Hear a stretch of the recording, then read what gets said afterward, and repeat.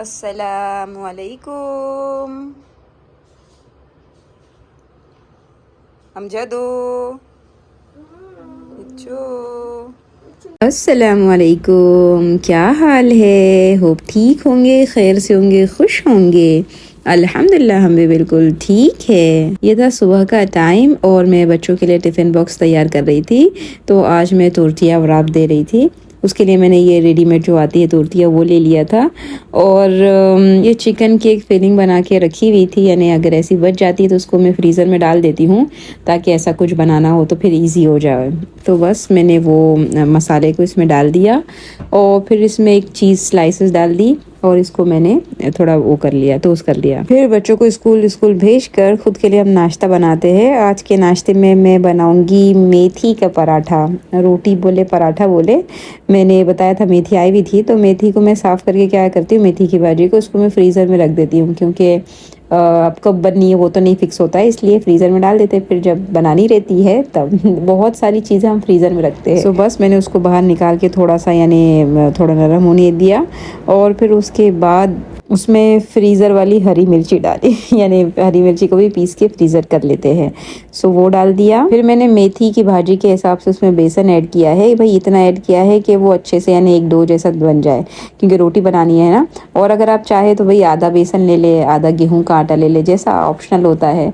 सो मैंने ये डाल दिया है, बेसन ही मैंने लिया था। और उसके बाद जितने मसाले चाहिए जो अपने मसाले होते हैं इंडियन, वो सारा कुछ, धनिया है, नमक है और हल्दी और मिर्ची और फिर ज़ीरा और अजवाइन, ये सब डाल के अच्छे से उसको एक मिक्स दिया है। थोड़ा तेल भी ऐड कर दे और फिर उसको फिर कोतमीर उसमें काट के डाल दी और अच्छा सा बस आटा, क्योंकि वो फ्रीज़र वाली थी तो उसमें ऑलरेडी पानी था तो पानी डालने की ज़रूरत बिल्कुल नहीं पड़ी और बहुत अच्छा सा वो एक आटा गुन गया। अच्छा, जब ये गुन गया अच्छे से तो मैं इसको क्या करती हूँ भाई, इसको मैं डब्बे में भर के फ्रीज में रख दूँगी और जब भी मुझको बनाना होगा मैं निकाल के एक आध रोटी उसकी बना लूँगी।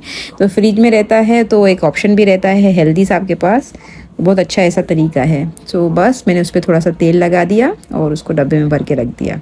अच्छा, फिर दोपहर के खाने में भी बना रही थी आज भाजी। पता नहीं इसको कौन सी भाजी बोलते हैं, पर हमारे यहाँ इसको भाजी बोलते हैं यानी एक नॉर्मल आती है, वो कहते हैं ना पालक की भाजी, मेथी की भाजी, बस ये नॉर्मल वाली कोई भाजी है।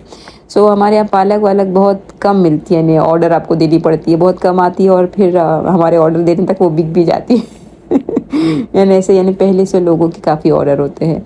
सो पालक बहुत टाइम से खाना हुआ नहीं है, इंशाल्लाह कोई दिन खा लेंगे, लेकिन फ़िलहाल ये भाजी से काम चला लेते हैं। मैंने सोचा चलो भाजी बन रही है तो उसको थोड़ा मट्टी वट्टी के बर्तन में बना लेते हैं तो मज़ा आ जाएगी। सो बस भाजी बनाना तो बहुत इजी सा काम है, बस फिर भी मैं बता दे रही हूँ कि मैंने किस तरीके से उसको मिट्टी के बर्तन में बनाया है। भाजी मैंने अच्छे से वॉश कर ली और फिर उसके बाद उसमें थोड़ी प्याज कट कर दिया, फिर उसमें थोड़े टमाटर भी काट दिए। अच्छा, कोई चाहे तो आलू भी डाल सकते हैं, पर बच्चे हमारे तो वैसे भी भाजी नहीं खाते और मुझको भी नहीं खाना था आलू, तो मैं नहीं डालती हूँ, लेकिन कभी बहुत मन होता है तो हाँ डाल लेती हूँ। और फिर उसके बाद बस वही बेसिक से हमारे मसाले वो डाल दिए और उसको अच्छा सा ढक के भूनने के लिए उसको रख दिया। बस वो उसको मैंने कड़ी खिचड़ी और भाजी बनाया था। वीडियो डिलीट हो गई, कोई बात नहीं।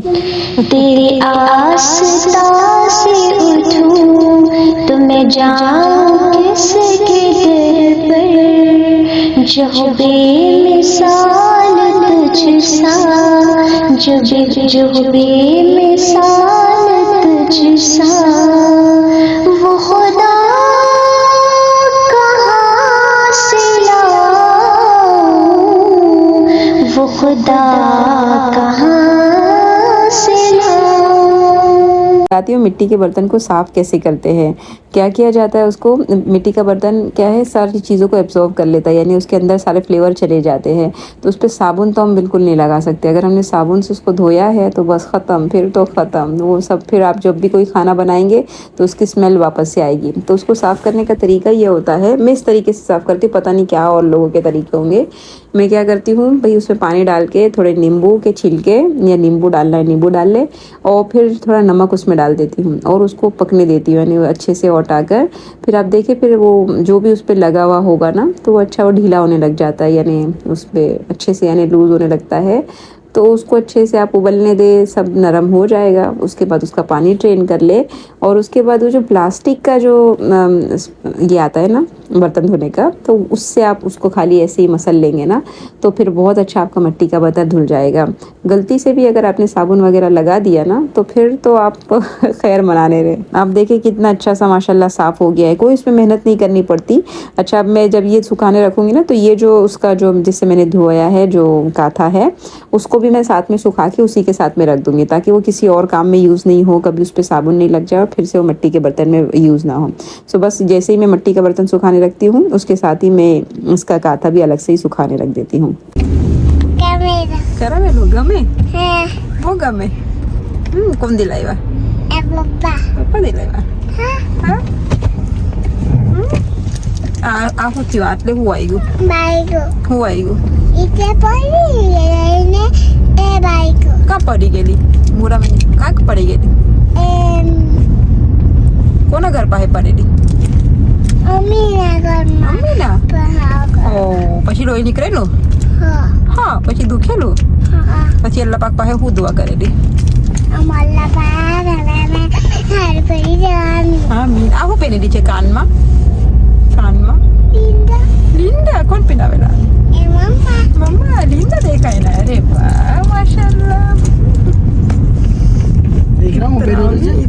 अच्छा, मैं ये पहला एक्सपीरियंस ट्राई करने जा रही हूँ, होप इंशाल्लाह अच्छा रहेगा। आप लोग है दुआ करने के लिए माशाल्लाह। ये क्या है कि हमारे पनामा में एक मॉल में एल्डोराडो मॉल है, पनामा वाले जानते होंगे काफ़ी, वहाँ पर स्टॉल मतलब हम कोई फेस्टिवल है वहाँ पर हम स्टॉल ले सकते हैं और फिर अपनी चीज़ों को बेच सकते हैं। सो बस मैंने भी एक स्टॉल बुक करवा लिया था तो उसकी तैयारी कर रही हूँ। ये सब ऑलरेडी मेरे पास कलेक्शन था, मैंने वो निकाल दिया है। अब देखते हैं, मेरा कोई आइडिया नहीं है कि कितना क्या बिकेगा, लेकिन बस लेके जाते हैं। तो मैंने खाली किया है वो, उसमें से ये मैं एक एक पीस ही ले जाऊंगी, पर साइजेस अलग अलग मैंने, फिर अगर ज़रूरत पड़ी तो काफ़ी पास में ही है तो आके ले भी सकते हैं। और मेरा नवा पार्सल भी आया हुआ था तो मैंने सोचा चले इसकी भी अनबॉक्सिंग करते हैं। माशाल्लाह से 5 बॉक्स आए हुए हैं काफ़ी माशाल्लाह सामान आया है। तो बस ये हनाना को मैंने छुरी मंगाई तो हनाना ने ये मस्के वाली छुरी लेकर आ गई, पर इससे भी काम हो गया। और अम्मी भी थे माशाल्लाह हेल्प करने के लिए। और अभी मैं 3 दिन का मेरा स्टॉल है तो मैं 3 दिन बिज़ी रहने वाली हूँ। सो मैंने अम्मी को कहा कि भाई आप ही आ जाए थोड़ा हेल्प करने के लिए, तो अम्मी आए हुए हैं मदद के हिसाब से भी, कि बच्चे भी देख लेंगे माशाल्लाह। अच्छा, ये जो काम है ना ये थकाने वाले काम है, यानी मेहनत वाले काम है। आप समझ ले कि सुबह से जाना है 9 बजे से और रात में 7 बजे आना है। सो मेहनत का काम है, थकन का काम है, लेकिन ये करना भी चाहिए। लेकिन सिर्फ यही और यही मकसद नहीं है, सिर्फ पैसा ही कमाना मकसद नहीं है, यही हमारा गोल नहीं होना चाहिए। हम एज अ मुस्लिम हमारा सबके पास एक गोल होता है, वो हम सबको पता है कि अल्लाह ने हमारे लिए कितनी चीज़ों को बनाया है ना। पूरी दुनिया में हमारे लिए कितनी सारी चीज़ें अल्लाह ने बना दिया है और हमको जो है अल्लाह ने ख़ुद के लिए बनाया है। तो ये हमारा पर्पस है, ये हमारा गोल है, हम इससे नहीं हटना चाहिए। यानी दुनिया में इतनी बिजी नहीं हो जाए, जैसे अभी यहाँ पर 3 दिन का मैं बता रही हूँ स्टॉल लगने वाला है। सो ऐसा नहीं होना चाहिए कि 3 दिन मेरी नमाज़ें छूट रही है, मैं जो कुरान पढ़ती हूँ वो छूटेगा तो मतलब मैं अपने गोल से, ये छोटे से गोल के चक्कर में मैं बड़े गोल से ध्यान हट गया है मेरा।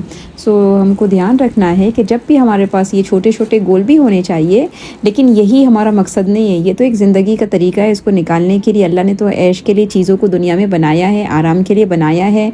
अब वो किसी भी ज़रिए हो सकता है, लेकिन ये बिल्कुल हमारा असल मकसद नहीं है। हमारा असल गोल तो वही है कि भाई हम अल्लाह को राज़ी कर लें और जन्नत तक पहुँच जाए। अगर दुनिया देनी मकसद नहीं होती तो अल्लाह ये सब बनाता ही क्यों है ना। दुनिया में कितने आराम की चीज़ें अल्लाह ख़ुद फरमाता है कि हमने तुम्हारे लिए माइश यानी आराम की चीज़ें बनाई हैं और कितना कुछ बनाया है, लेकिन तुमको भी तो हमने हमारे लिए बनाया है ना। सो अपने गोल पर थोड़ा ध्यान देना की ज़रूरत है। चले आप लोग दुआ करिएगा कि इंशाल्लाह मेरे 3 दिन फ्राइडे सैटरडे संडे अच्छे से जाए। और अगर कोई पनामा से है, अगर वो विज़िट करना चाहे तो बिल्कुल आप मोस्ट वेलकम, आप आइएगा, वहाँ हम मिलते हैं। और आप कमेंट करके बताइएगा कि मेरी कलेक्शन आपको कैसी लगी है, कैसे कपड़े लग रहे हैं, आपको दिखने में कैसे लग रहे हैं। और अगर आप पूरा उसको देखना चाहते हैं सो मेरा पेज अवेलेबल है, आप इंस्टाग्राम पर जाके वहाँ चेक कर सकते हैं। होप आज का वीडियो आपको अच्छा लगा तो उसको लाइक करें, चैनल को सब्सक्राइब करें। तब तक के लिए अस्सलाम वालेकुम।